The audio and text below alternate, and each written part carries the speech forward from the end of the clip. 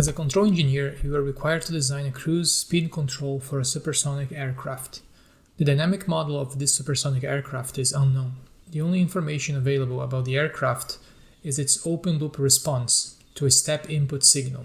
The objective is to implement a PID controller and find the optimal control gains based on Ziegler-Nichols tuning method. You start by opening both the Matlab and the Simulink files. In the Simulink file, we have the open-loop transfer function of this mysterious unknown system. A step input is applied to the system and the disturbance is also acting on the system, and we watch the output of the system here. This is all we have in order to control the system. This will be used to obtain the open loop step response of the system, and then based on the open loop response we're going to tune this PID controller. In the second part of the Simulink we have the same plant that we use up here, but now it receives a input that comes from the PID controller, and you now are closing the loop using this feedback. And here we have the PID gains. All transfer functions in Matlab must be properly defined, meaning that the degree of the denominator must be equal or greater of that of the denominator. So a transfer function equal to s would not work. This is why we use this approximate derivative, which is here simply simulating something close to f of s equals to s. Let's now run the Matlab code and look at the open loop response. For now, the PID gains will be set to 0. And in this graph we can see the step input 1 and the open loop response here. The open loop response has a delay and goes up following an exponential waveform. This is exactly what we need in the Ziegler-Nichols tuning method. These other three graphs for now are 0 because all PID gains are set to 0. Now let's look at the open loop response. The first thing we need to determine is the steady state value.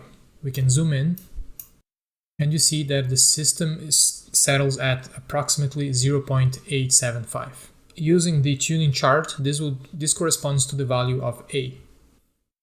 The second thing that we can identify is the delay, or the time it takes for the plant to start responding. We can zoom in here,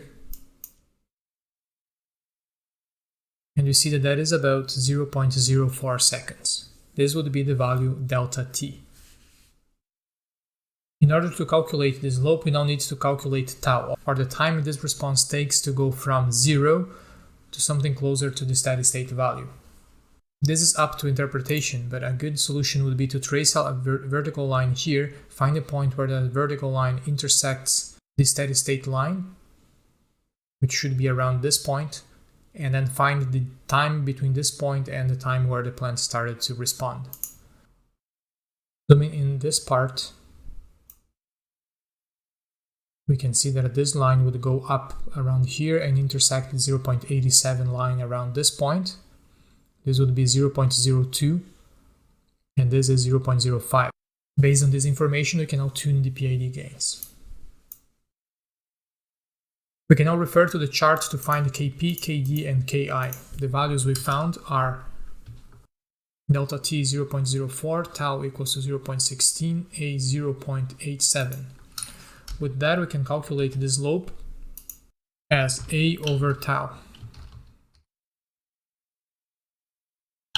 And that slope is around 5.43.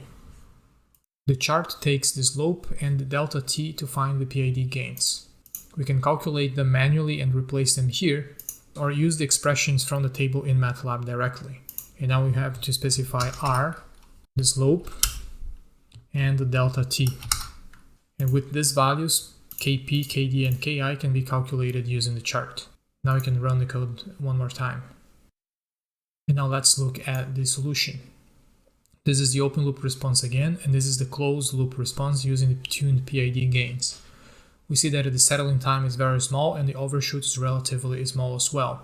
This is a very good time response for a system with some overshoot within an acceptable range.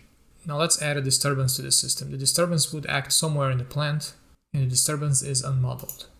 To add a disturbance, simply change the value of t here. Let's set that to 0.5.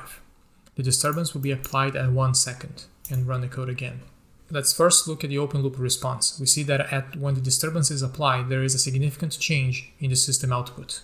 Now let's look at the system with feedback control. The disturbance is still being applied at 1 second, but now we see that the controller can take care of it and reject the effect of disturbance, and will eventually take the output back to desired output of 1. We also notice that there is no steady state error, and that this is because of the integral gain in the PID controller.